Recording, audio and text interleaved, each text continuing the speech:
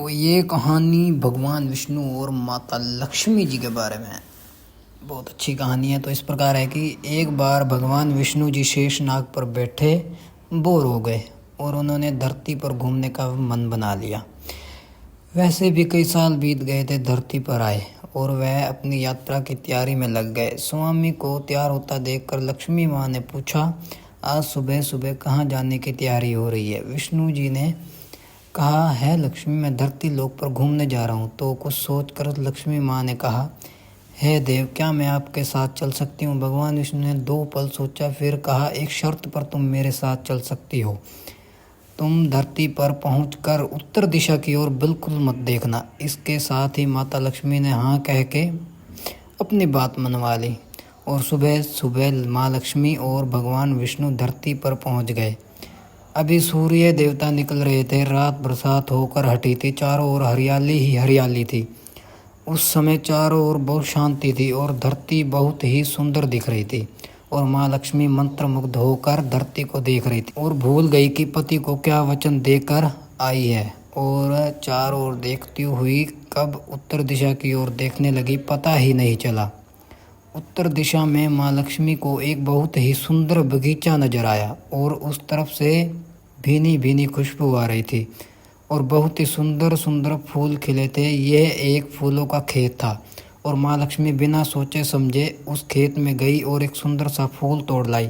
लेकिन यह क्या, जब माँ लक्ष्मी भगवान विष्णु के पास वापस आई तो भगवान विष्णु की आंखों में आंसू थे और भगवान विष्णु ने माँ लक्ष्मी को कहा कि कभी भी किसी से बिना पूछे उसका कुछ भी नहीं लेना चाहिए और साथ ही अपना वचन भी याद दिलाया। माँ लक्ष्मी को अपनी भूल का पता चला तो उन्होंने भगवान विष्णु से इस भूल की माफ़ी मांगी। तो भगवान विष्णु ने कहा, जो तुमने जो भूल की है उसकी सज़ा तो तुम्हें ज़रूर मिलेगी। जिस माली के खेत से तुमने बिना पूछे फूल तोड़ा है, यह एक प्रकार की चोरी है। इसलिए अब तुम 3 साल तक मालिक के घर नौकर बनकर रहो।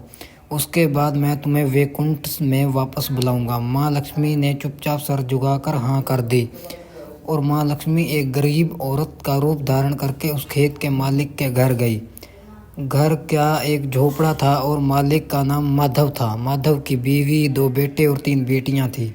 सभी उस छोटे से खेत में काम करके किसी तरह गुजारा करते थे। माँ लक्ष्मी जब एक साधारण और गरीब औरत बनकर माधव के झोपड़े पर गई तो माधव ने पूछा, बहन तुम कौन हो और इस समय तुम्हें क्या चाहिए? तब माँ लक्ष्मी ने कहा, मैं एक गरीब औरत हूँ, मेरी देखभाल करने वाला कोई नहीं।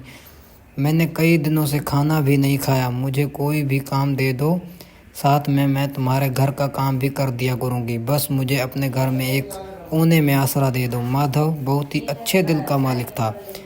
उसे दया आ गई, लेकिन उसने कहा, बहन मैं तो बहुत ही गरीब हूँ। मेरी कमाई से घर का खर्च मुश्किल से चलता है, लेकिन अगर मेरी 3 की जगह 4 बेटियाँ होती तो मैंने गुजारा करना ही।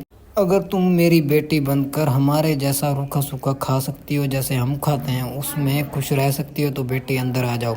माधव ने माँ लक्ष्मी को अपने झोपड़े में शरण दे दी और माँ लक्ष्मी 3 साल उस माधव के घर पर नौकरानी बन रही।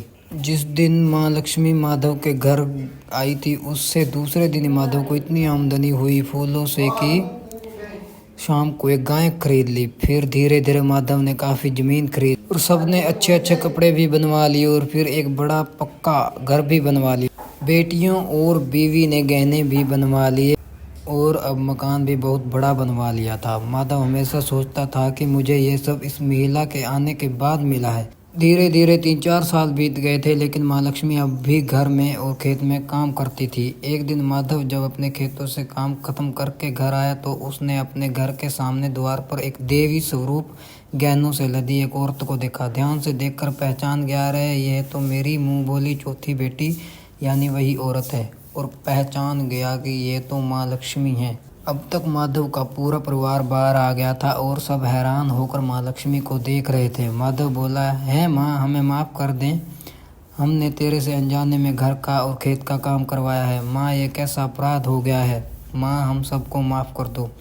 अब माँ लक्ष्मी मुस्कुराई और बोली, है माधव, तुम बहुत ही अच्छे और दयालु व्यक्ति हो। तुमने मुझे अपनी बेटी की तरह से रखा, अपने परिवार के सदस्य की तरह से रखा। इसके बदले मैं तुम्हें वरदान देती हूँ कि तुम्हारे पास कभी भी खुशियों की और धन की कमी नहीं रहेगी। तुम्हें सारे सुख मिलेंगे जिसके तुम हकदार हो। और फिर माँ अपने स्वामी के द्वारा भेजे रथ में बैठकर वैकुंठ चली गई।